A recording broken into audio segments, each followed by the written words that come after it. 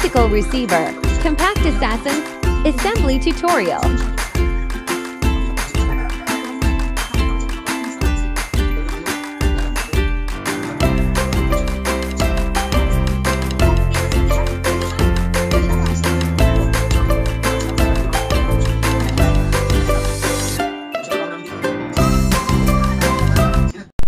Okay, magandang umaga mga ka-airguns. Ito ang Garmin Airguns. So, ito may bago kaming introduce sa inyo. Ito yung receiver namin na tactical. Pinangalanan namin itong Compact Assassin. Ayan. So, tuturuan ko kayo paano mag-assemble ng ganito. Para doon sa mga sa mga gustong magkaroon ng tactical na medyo tight yung budget niya. Medyo mga by parts siya bibilin. So ito yung receiver. Explain ko na lang muna. So pag bumili ka ng receiver, ganito yung tsura. Ganyan. May rail na yan dito sa ilalim. Kasama na rin ito, kasama na yan. Itong bat niya. So folded bat na rin yan. Yan. Plug and play lahat para hindi kayo mahirapan mag-assemble. Ito, ganito yung itsura niya. May mga black naman na ganito. Kung nakikita nyo, asan ba? Ito. Yan yung isa na yan. Yan yung itsura mo, receiver na black na ganyan. So, ganito yung tsura niyan, ganyan. Yung trigger niyan, so, kompleto na to. Plug and play na po ito. Yung trigger niyan, may safety, yung cock niyan. Yan, side lever cock. May cancel cock din. At, yan yung pwede ring left and right to. So, itong cock, nalilipat din dito. Nalilipat din yung cancel cock dito. Yan. So, ganyan yung tsura yan. Ito yung tuning system niya, itong orange na to. So, yan. Pinipihit lang yan. Tsaka meron din dito. Yun. Yan. So, ini-scroll lang yan. So, ang price nito, 27,000. Ganitong itsura na yan. Ganyang itsura na yan. Then, ito yung dito yung yung tawag ito, yung pin bulb. Dito yung gauge sa ilalim. Ganyan. Tsaka itong receiver na to is nagiging wood stock din. Pwede nyo ilagay na gano'n, no?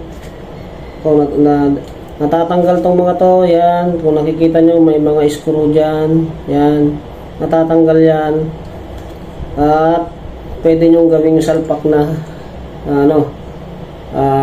wood stock. Pwede sa kahoy. Kung nako-convert to sa wood stock, so tatanggalin nyo lang yan. So meron naman na kaming video dyan sa YouTube kung paano gawin yun. So pag tight yung budget nyo muna, ganito lang muna yung bilhin nyo. Receiver lang muna. Receiver. Ito kasi yung pinakamahal na parts ng airgun, yung receiver. So pag nakabili ka na ng receiver, okay na. Parang ka na, konti-konti na lang yung bibilin mo. So ito yung priority mo dapat na mabili, itong ganitong receiver. So mag-assemble tayo. Paano natin bubuin? Buo tayo ng isang airgun na katulad nun na mga naka-display doon para makita nyo paano. Tsaka plug and play na rin. Ito ganito. Ulitin ko, yung price nito is 27,000. So ito na yan, set na to. Ganito yung itsura nya. So, unahin natin ilagay yung bat. Simple lang naman yung bat. Ito lang. So, pindutin mo lang dito. Tapos, lagay mo lang ganyan. Okay na. Diba? Yan na yung tsura nya. Yung handle grip, nabibili lang ito. Marami ito sa Lazada. Ito.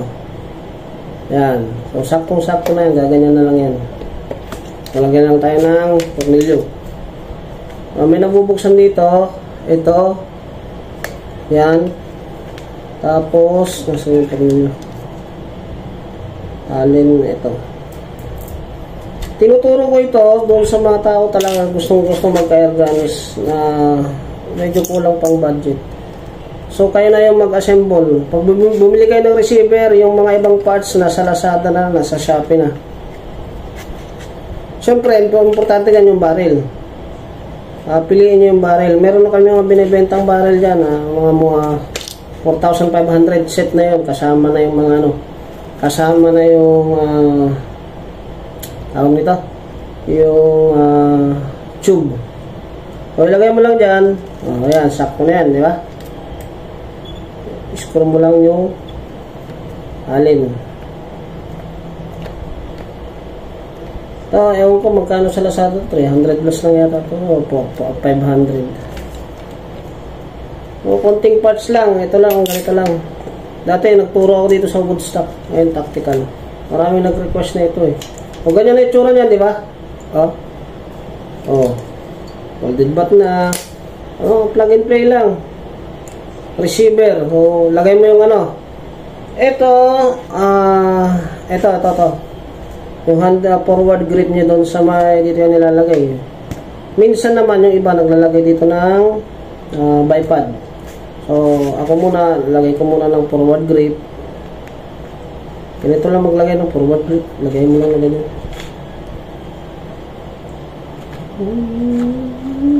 Yan. Kung may tornilyo lang naman yan. May butas. Ito.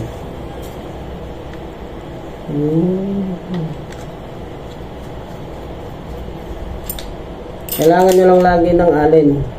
Kung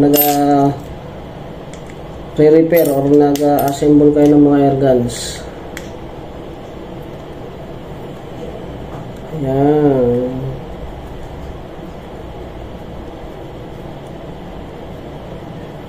Ito, nabibili na lang ito sa Lazada. Marami ito sa Lazada. Forward grip na ganyan. Kung makaka-assemble kayo, buy parts. Kung nahihirapan pa kayo bumili ng buo, buy parts nyo bilhin. At kung hindi nyo kursunada yung kulay ng may mga brown na ganito, may mga ewan ko anong kulay yung iba, basta may mga brown, may mga desert brown, so ganyan na itsura nya, diba?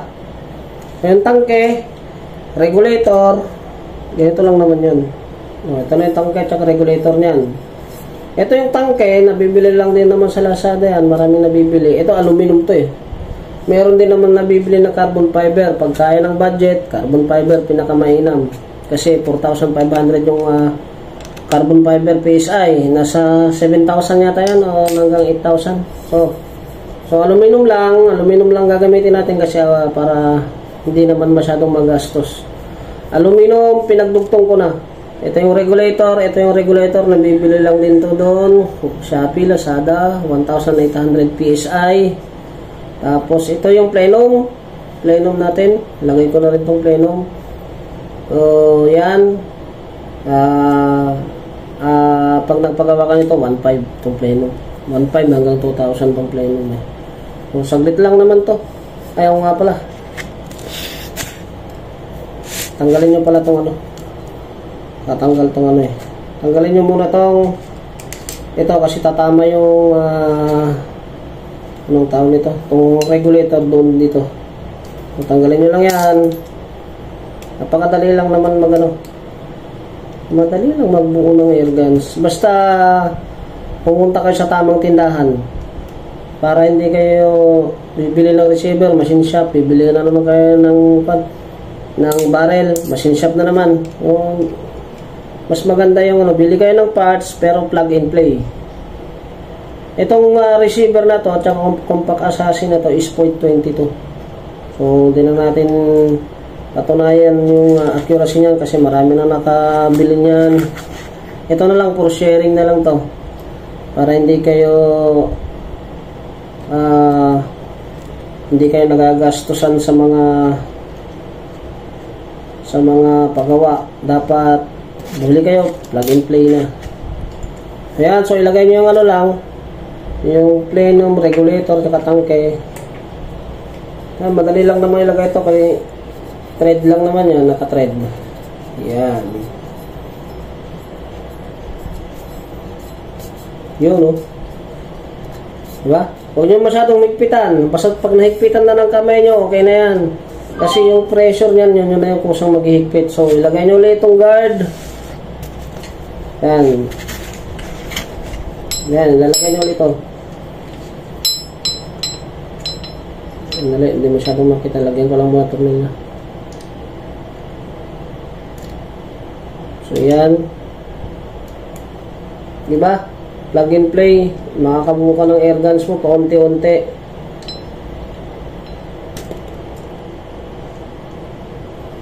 Ang pinakamahal lang naman talaga dyan yung receiver. 27,000 yung receiver niyan. Pero full set na. Hindi ka na hanap pa ng naka-chrome na yan. May mga ano na rin yan. May adonize na rin yan. At kung gusto nyo magpalagay din ng mga names or logo, pwede yan. Kaya lang yun, may additional bayad dyan sa mga engrave. Ilagay nyo lang yan. Ganyan lang naman. Ang importante nyo bilhin is yung barrel, receiver. Yan yung ini-invest nyo dapat. Barrel tsaka receiver. Yung ibang parts, makikita nyo na talaga yan sa Lazada.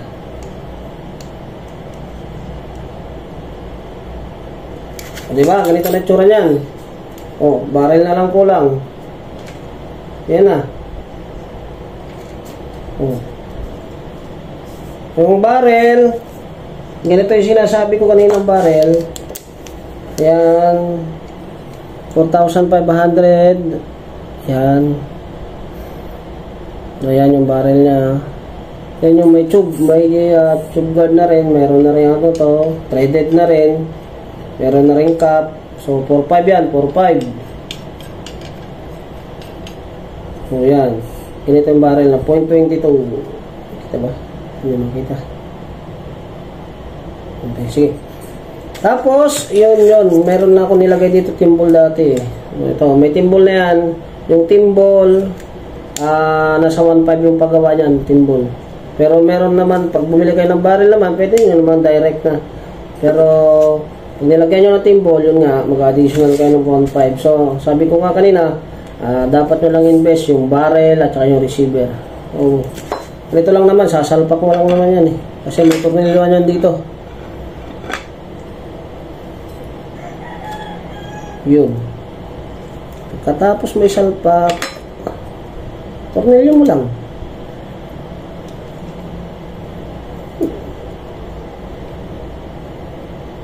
O, check mo.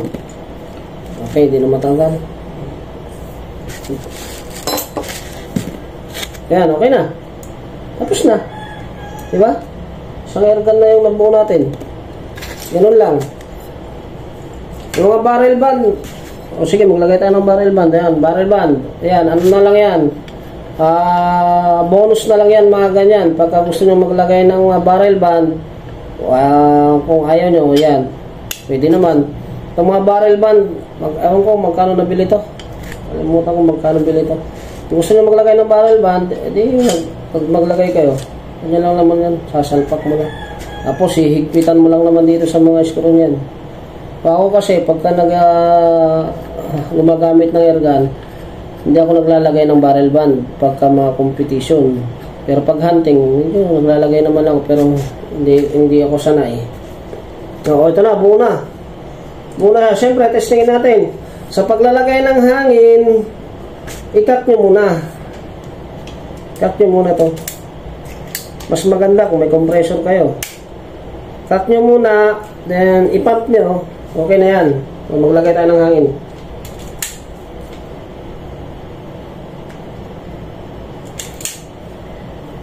Walang hangin yan, ha? Diba? Ganun. Maglagay tayo. Meron akong pressure dito eh. Ako, makikita pa ng video. Ano, makita pa.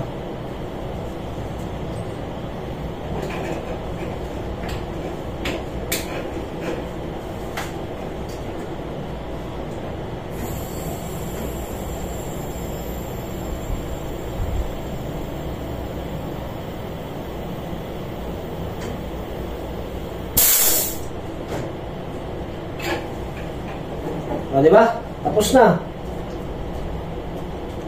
Tapos na yung ano. May hangin na siya, may pressure na. Yan, 1,000. Tapos na, ganun lang. Pwede na paputukin to. Saya. Sakit sa tenga. O, ganun lang mag ano, assemble. O, dito sa Garo Binergal, tuturuan namin ka paano mag-assemble, paano yung maintenance, yan. At sa mga ganitong unit, konti lang maintenance yan. O. Diba? Okay na. Folded bat na yan. So, receiver lang at saka barrel lang. Medyo, yan yung mga invest nyo talaga. O, yun lang. Doon sa mga gustong mag-order sa amin, marami kaming mga set na ganyan buo. Mga naka-display na yan. O, chat nyo lang kami dyan sa WhatsApp 0955-6844-707. And wala kaming Facebook tsaka Messenger. So, sabihin ko na yung ano, doon lang kayo makipag-transaction sa ano, WhatsApp, wag sa Messenger. At maraming scammer doon. So, yun lang. Ito ang Garo Binergans. Maraming salamat.